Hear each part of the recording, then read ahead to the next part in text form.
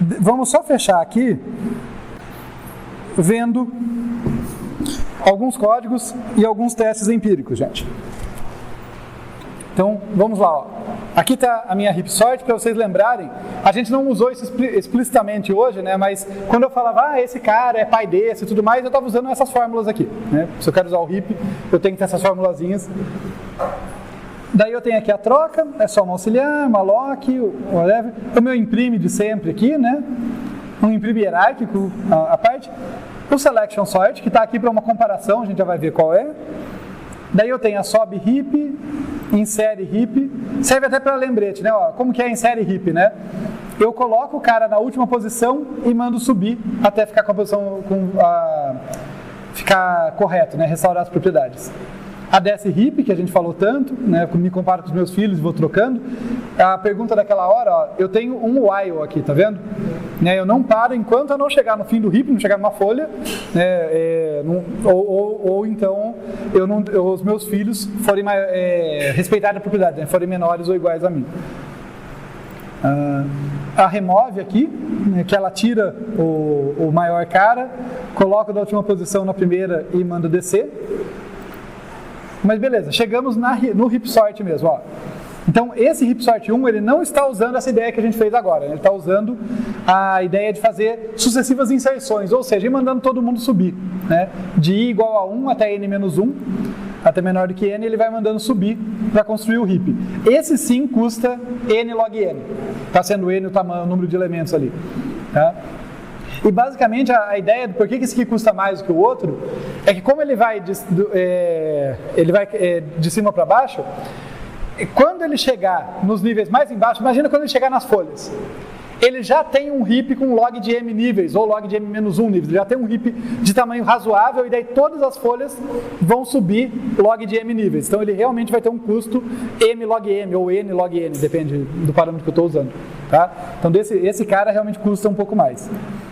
Mas beleza, depois de criado o heap, o que eu faço aqui, ó, é que eu vou de m para 0, né? Eu vou diminuindo aqui.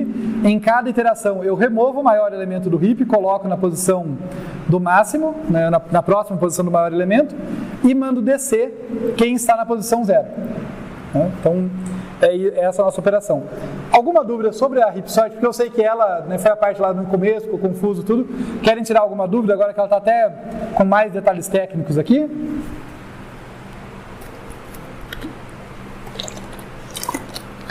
Eu vou chamar a atenção só para um detalhezinho técnico aqui. Lembra que eu falei para vocês? Interpretem esse m como sendo o tamanho do heap. Né? Então, de 0 até m-1 é a galera que está organizada como heap de máximo. De m até n-1 é a galera, são os maiores ordenados. Pensem desse jeito para organizar as ideias, né?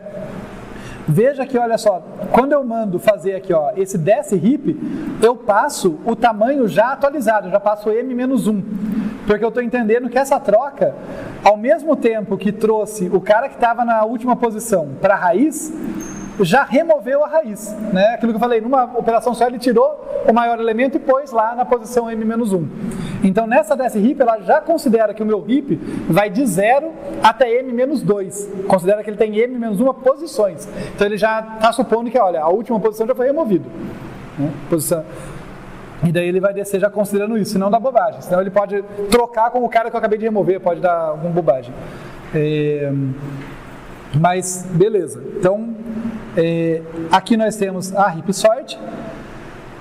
Daí, a heap sort 2 é basicamente a implementação que a gente acabou de ver, né, da desse heap. Perdão, do heapify, né? Não está numa função aqui, mas é o heapify. Eu estou mandando descer, né, indo de n sobre 2 até 0. Tá? Eu estou mandando a galera descer. Então eu estou construindo o heap de um jeito um pouquinho mais barato. Note que a heap sort 2, assim como a heap sort 1, custa n log n.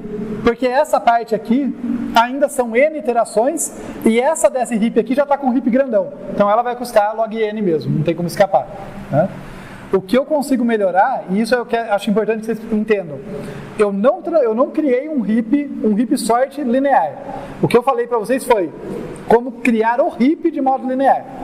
Então, esse cara aqui, ó, ele custava n log n a primeira etapa de criar o heap, e da ordem de n log n para ordenar, em que ele ia fazendo as remoções e os 10. Esse cara aqui, ele leva tempo linear para criar o heap e n log n para ordenar. Então, como o que domina é o termo maior, ele ainda leva tempo n log n. Só que a constante dele é um pouco menor, porque ele faz essa primeira etapa um pouco mais rápido. Tudo bem? Ok? Então, perceber essa diferença. O heap sort 3 eu nem vou entrar nos detalhes, tá? Não convém a essa altura do campeonato, mas ele é o heap sort que usa um heap separado. Então ele trabalha com heap de mínimo, ele faz aquela brincadeira do heap sort mais simples, mas que não é in place, né? Que não é o heap sort tradicional, mas que eu falei para vocês. Agora, o que eu acho que é interessante, e é a parte que eu mais queria mostrar para vocês aqui, é para a gente fazer a brincadeira aqui empírica. Ó. Então eu compilei meu heap sort e vou mandar rodar no meu heap sort. Deixa eu colocar aqui, ó, alguns testes bem bobos. Ó. Até 1000 vai muito rápido, né? Até o selection sort aqui no final vai bem rápido. Por motivos óbvios eu não estou mandando imprimir, tá, gente? Eu podia mandar, mas para testes grandes fica inviável. Mas ó, 10.000... 100.000, o selection sort já patina, né? O heap sort nem pestanejou, já patina. Só que se eu mandar aqui, olha, 100.000, se eu mandar 1 milhão, o selection sort já não termina mais, tá? Em tempo de aula, assim. Porque ele estava gastando 3 segundos, daí eu fiz o vetor 10 vezes maior, ele vai gastar 100 vezes aquele tempo. Já dá 300 segundos, eu não vou esperar isso aqui, tá? Então, assim, 100.000 o heap sort, o selection sort chegava, agora, a partir daí, não vai chegar mais. Mas tudo que eu estou fazendo do heap está instantâneo, né? Então, aqui a gente ainda não percebe a diferença, num 1 milhão, né? Vamos para 10 milhões, então. Ó, vocês percebem que já está aparecendo 0 ou 1 aqui por questão de arredondamento, mas já deu uma engasgadinha, vocês notaram que já foi diferente? Vamos fazer com 100 milhões para a coisa ficar interessante. E daí dá tempo da gente ver, né? Então, ó, com 100 milhões, o que ele está aparecendo aqui? É muito texto, deixa eu destacar. Ó. Preenchendo o vetor em ordem direta, esse é super rápido, criando um max heap, mandando todos subirem da esquerda para a direita. Opa! Esse é com o sobe. Para esse tamanho grandão, né, 100 milhões, ele levou 3 segundos. Poxa vida, fica estável aqui. Já o criando o max heap, mandando todos descerem da direita para a esquerda, né, quer dizer, o heapify, foi 0. Então aqui é mais difícil. N para N quadrado é muita diferença, né? Agora, N para N log N é mais difícil perceber, mas ainda assim vocês veem que já deu uma diferença aqui.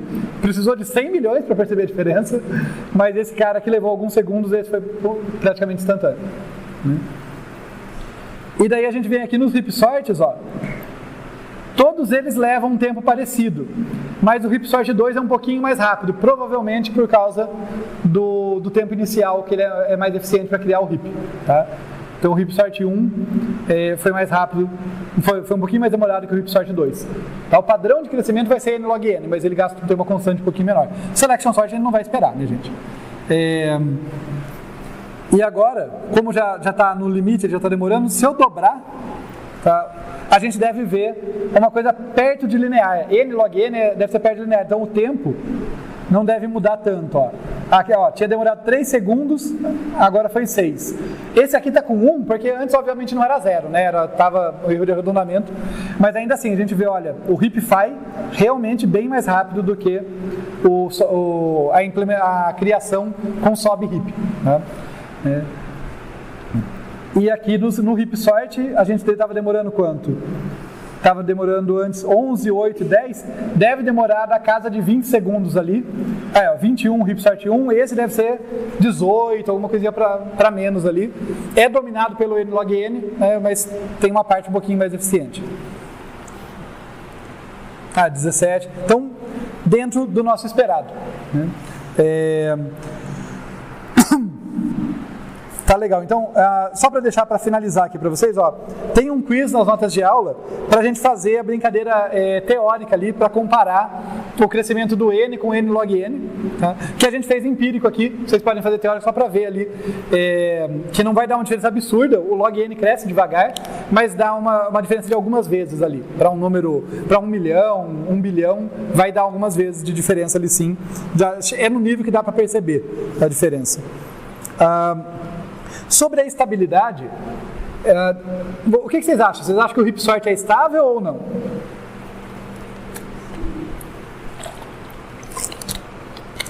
O heap sort não é estável, gente. E é assim, já fiquem espertos com isso. Se o meu algoritmo faz trocas de distantes, ele provavelmente vai fazer bobagem. Como a gente viu no selection.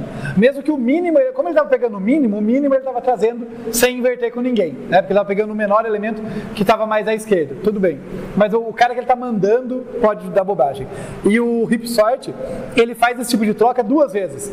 Porque a construção do heap, o desce e o sobe, construa do jeito que você preferir, está fazendo o quê? Troca, né? Então, tanto a construção do heap quanto depois a remoção, né, tá sempre invertendo a galera. Então não dá para confiar em estabilidade com o heap sort, tá? Sobre eficiência de espaço, eu já falei para vocês, né, até foi a diferença que eu destaquei, ele é in place, eficiência de memória, de uso de memória constante, não cresce junto com o tamanho do vetor, ele faz a ordenação no próprio vetor, e como eu destaquei, acho que isso é legal de saber, tá? Saber a nuance, assim, tipo, deixa eu até fazer, eu sei que tá altas horas, né, mas eu realmente me esforço, gente, para mostrar para vocês a construção dos algoritmos e não só ele pronto, porque senão a gente fica decorando coisas super sofisticadas sem perceber que elas têm um encadeamento lógico, tá? Então é meio assim, olha, o heap sort, ele não é essa coisa que a gente viu dado assim, a primeira coisa que alguém fez. Não, provavelmente alguém viu um selection sort, viu um heap e falou, isso, aquilo com isso, né? Se encaixa. Mas daí ele precisou de um vetor auxiliar. Daí uma outra pessoa, ou ele pensando depois, e se eu usar um heap de máximo? Daí talvez eu não precise do vetor auxiliar. Quando você vê a obra acabada, às vezes você fica embasbacado, falando, meu Deus, por quê? O que essa instrução está fazendo? Por que faz isso? E se você vê os passos a passo, né? É tipo as pirâmides, né? Você vê as maiores pirâmides e fala, ETs, claro, né? Daí você estuda a arqueologia, você vê as pirâmides que deu errado, pirâmide que afundou, pirâmide que quebrou, pirâmide que entortou. Você fala, tá bom, tem um processo. Os caras não chegaram naquilo dia para noite, eles aprenderam. Então é legal quando a gente brinca de construir, né? E nesse sentido, heap sort, implementação tradicional, é in place, é muito esperta, tá? Mas a lógica do heap também dá para fazer sem ser in place. A gente prefere usar o heap de máximo e o próprio vetor para economizar memória, mas daria para fazer com a outra lógica. Tenho esse conhecimento, sabe? Não suponha que o negócio é dado pronto ali, tá? Sem nenhum motivo. E último quiz, então, para a gente finalizar. Só para vocês pensarem, tá? Se eu tiver um vetor ordenado em ordem crescente ou decrescente, tá? Ele já é, deixa eu só lembrar certinho, em ordem crescente ou decrescente, ele já é um heap de mínimo ou heap de máximo, tá? Parem para analisar isso em algum momento, tá? Se você pegar um vetor que está em ordem decrescente, se você fizer todos os testes da propriedade do heap, você vai ver que o pai, que tem índice menor, sempre vai ter um valor maior ou igual do que o filho, que tem um índice maior. Note que não é um C e somente C. Um heap não necessariamente está ordenado, mas se está ordenado, corresponde a um heap, ou de máximo ou de mínimo, depende se é ordenação decrescente ou crescente. A partir daí eu quero perguntar para vocês, o heap sort 1 que a gente fez, que constrói o heap usando a sob heap, aquela coisa toda, né? Não o que usa o heapify. Se ele receber um vetor crescente, isso é o melhor ou o pior caso dele? E se ele receber um vetor em ordem decrescente, isso é o melhor ou o pior caso dele? Tá? E eu estou falando esse melhor ou pior caso, eu digo entre aspas, porque assim, ele vai custar, deixa eu mostrar aqui só para fechar a aula sem causar confusão, essa segunda parte aqui, ó, o heap sort 1, essa segunda parte vai custar n log n, não tem como escapar. Mas a construção do heap, se ele estiver construindo um heap desse jeito, pode ficar mais ou menos custosa de acordo com como está o vetor original. Tá? Essa sob heap pode fazer muita troca ou não. Tá? Então, o melhor e pior caso dessa parte pode fazer diferença. Então, o último quiz, ele está mais bem explicadinho nas notas de aula, mas é essa a ideia, assim, qual o vetor que me dá o melhor caso do heap sort 1 aqui e o pior caso? Nenhum dos dois vai mudar muito, porque essa parte domina, mas isso pode ficar tão rápido quanto uma heapify, né, de acordo com o melhor caso, ou pode custar n log n também, se for o pior caso. Daí avaliem ali qual é a situação. Mas finalmente concluímos agora tudo que eu queria contar para vocês sobre heap sort, um pouco mais sobre heap, né? A heapify e tudo mais. Até mais, pessoal!